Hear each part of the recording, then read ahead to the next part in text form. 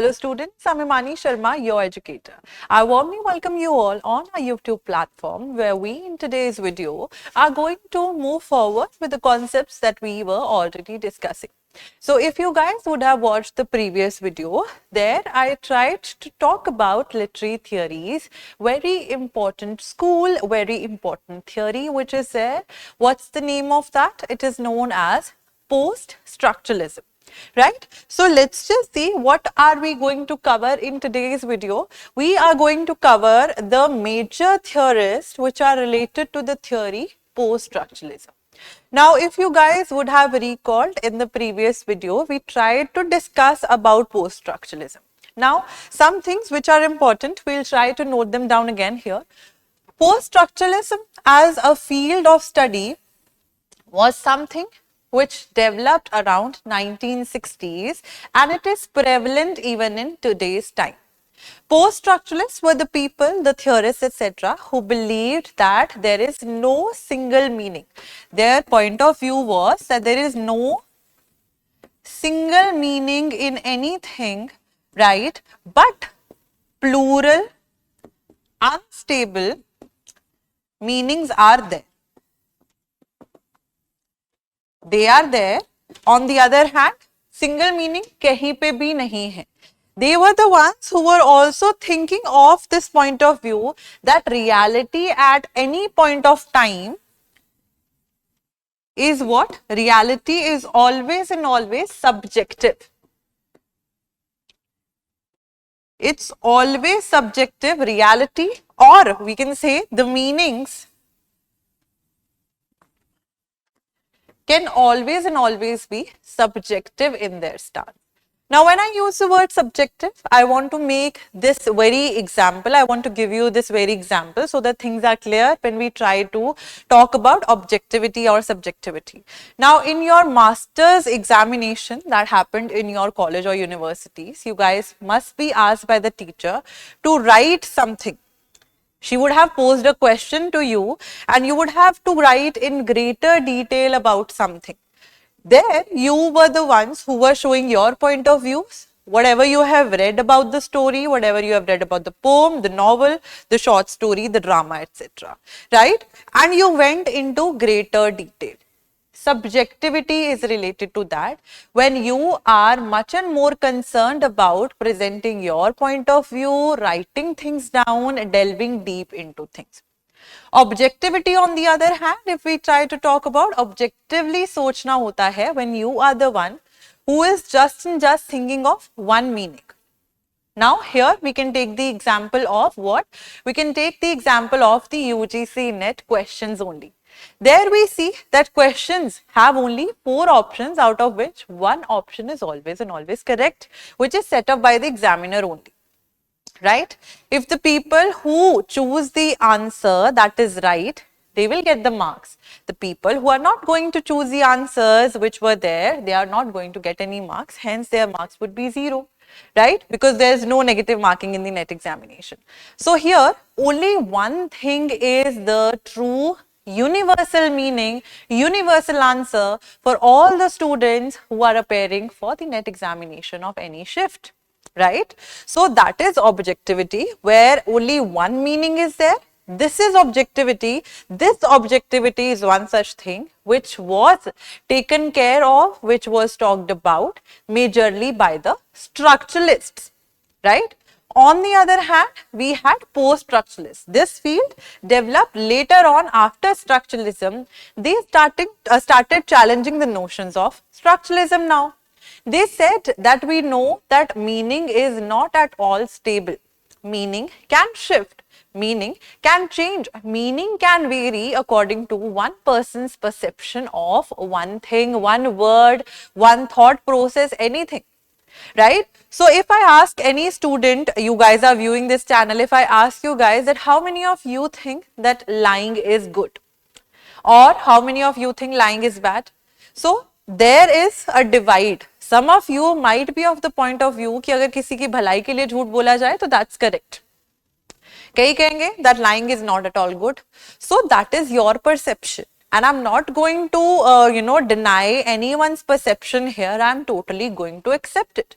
I am totally going to accept this, flexibility, the plurality of meaning, the multiplicity of meaning, the keywords I keep on repeating from as in the previous video as well. So here, you will need to understand that post-structuralists were saying that universality does not exist.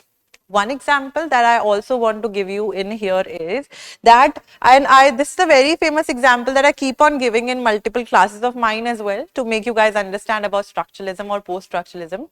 You guys know there's this figure named Jadoo that we have seen in the movie Koi Mil Gaya, right?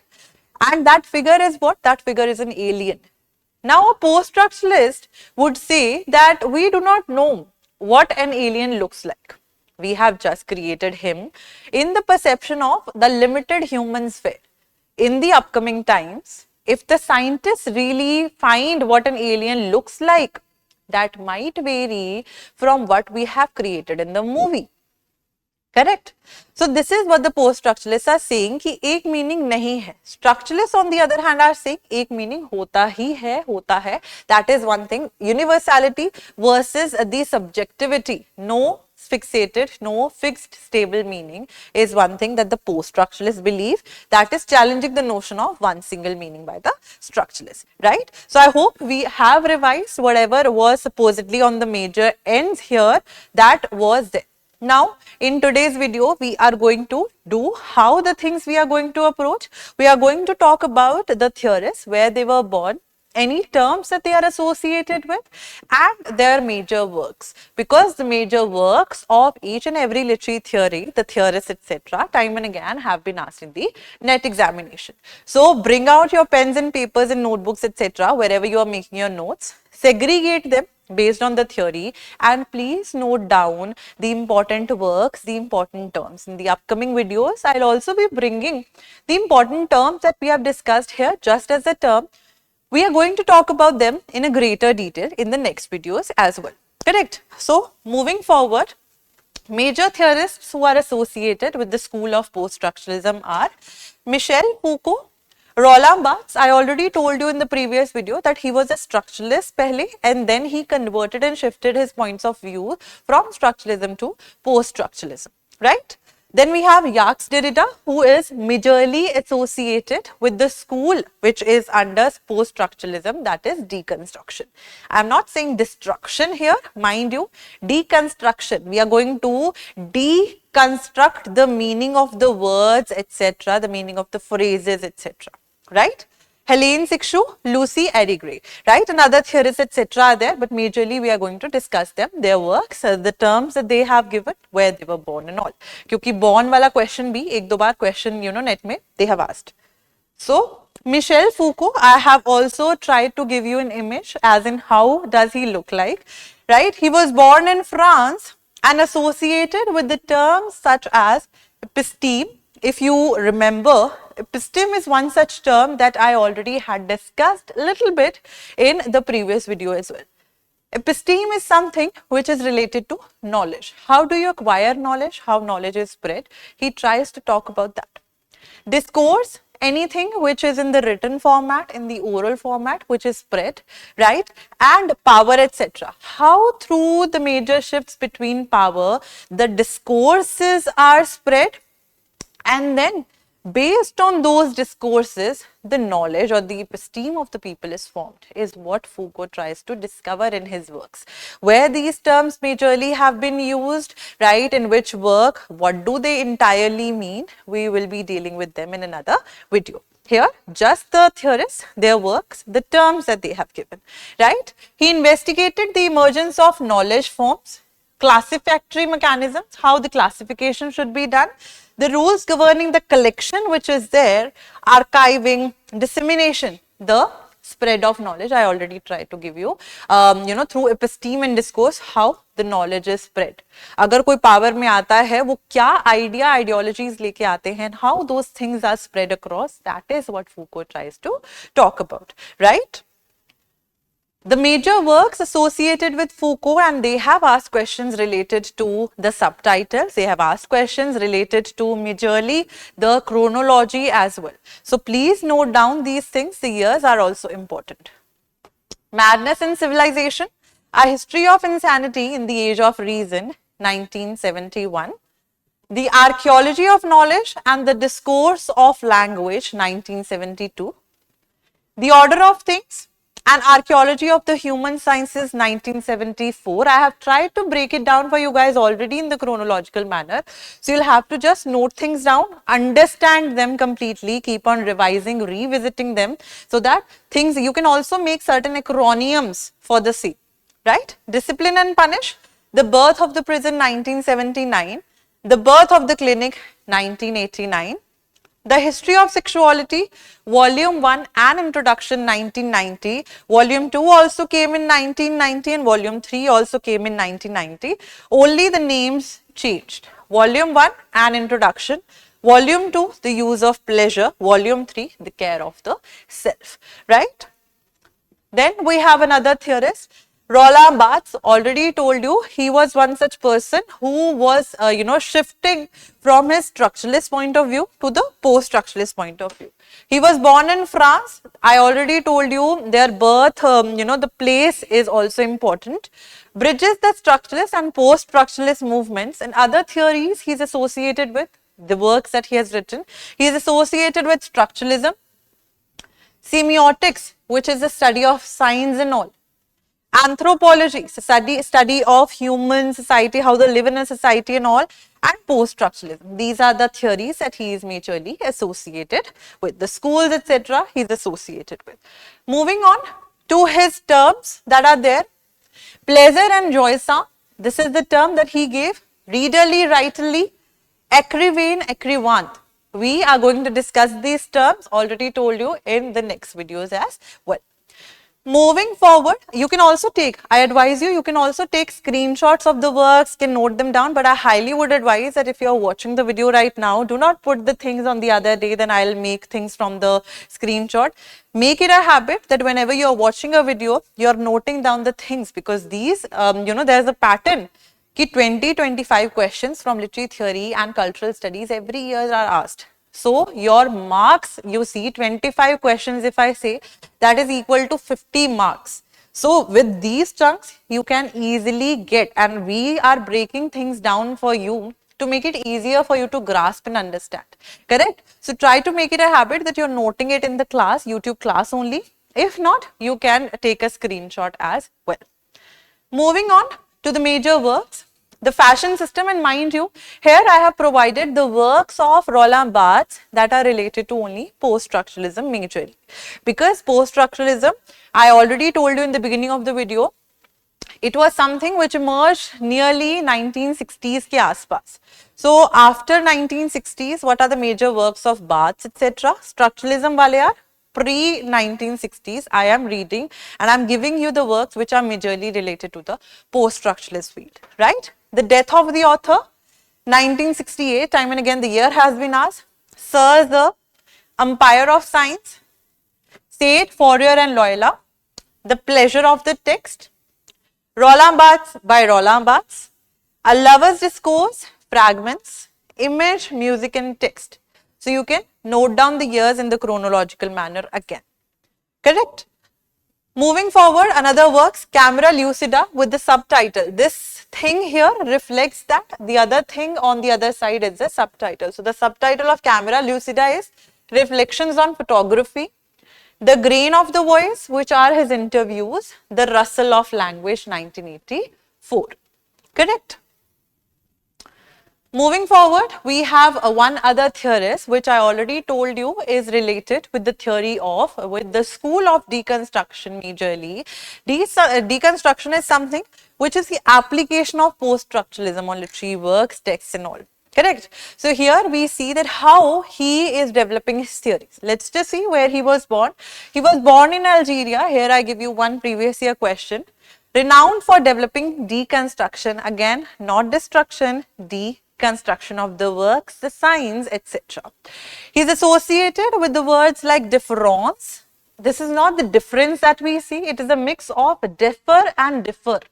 How a sign keeps on differing from one another. अगर black जो है white से different है, it is because of the fact that black is not white. Black is not having the qualities of white, right?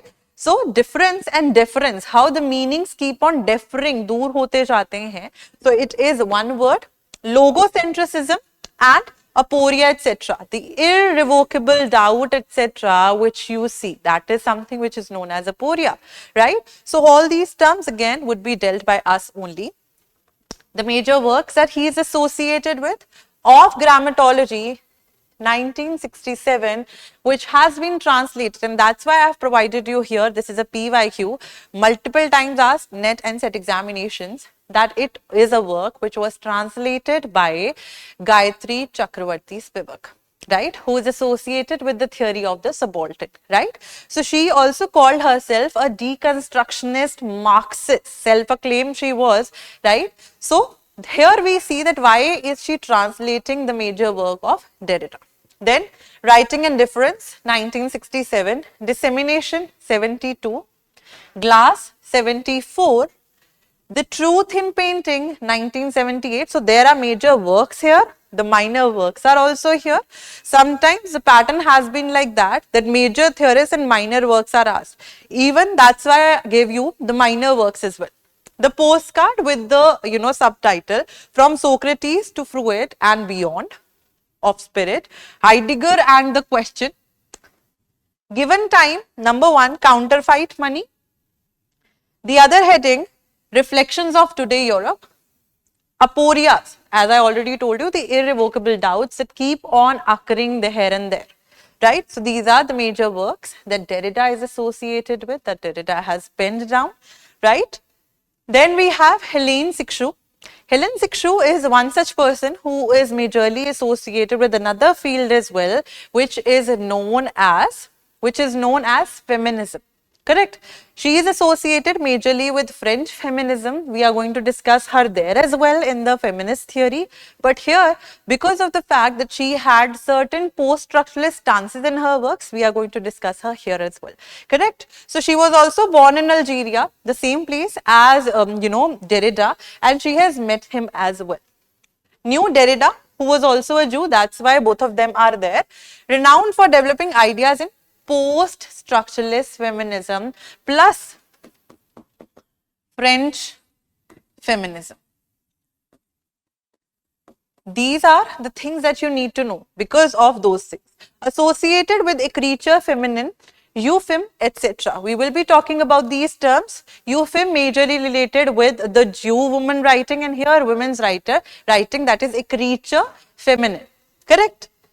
The major works related to her are The Exile of James Joyce, 1968, The Laugh of the Medusa, 78, where she tries to talk about how the figure of Medusa, the Greek mythology में जो figure है, who is associated with her hair being covered with, her hair are just the snakes and all, right? So how that figure is somewhere or the other, and he, she tries, to talk about to take the charge over one's body, how she, she tries to paint a picture of what a woman as accepted by society that should be crossed. She says that she calls for arms the women and to asks women to take charge of their bodies as well.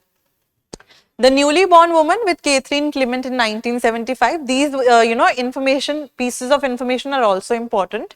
Coming to Writing and Other Essays, 1977. A major quote by her, let's just read. Women must write through their bodies. They must invent the impregnable language that will wreck partitions, classes and rhetorics. Regulations and codes, they must submerge, cut through, get beyond the ultimate reserved discourse that has already been set for them, including the one that laughs at the very idea of pronouncing the word silence. The one that, aiming for the impossible, stops short before the word impossible and writes at it as the end. So she tries to give a woman the power to be associated, be so much so, let's just try to talk about it in the terms of feminism here as well, to be in charge of their own bodies, the way they want their own selves to be. They should not be the ones who are setting things just because to fit in the structure of being a woman, who is a girly girl, who is not tomboyish in that sense. So she says that however you want to be, do not fit into the already made structure. That's why she's a post-structuralist feminist. Correct? क्योंकि वो structure में fit नहीं होना चाहती हैं. She says that whatever structure whatever meaning that you want to build, you can build that according to your own sense of your own body, your own governing, sphere that is there. Then we have Luce Irigaray. She was born in Belgium, renowned for developing ideas in post-structuralist feminism, same as Hélène Cixous, and Lacanian psychoanalysis, because she was also associated with the theory of, by understanding Lacan, she wanted to she read majorly Lacan and his theory of psychoanalysis, the mirror stage that we are going to talk about in upcoming videos. Her works uncover an implicit masculine philosophy ingrained in language and gestures, while pointing to the possibility of a new feminine language that, if articulated, could provide women with the means to express themselves. So she says that we need a new feminine language, because language also is something which we see is majorly governed by the patriarchy, majorly governed by the masculine identity.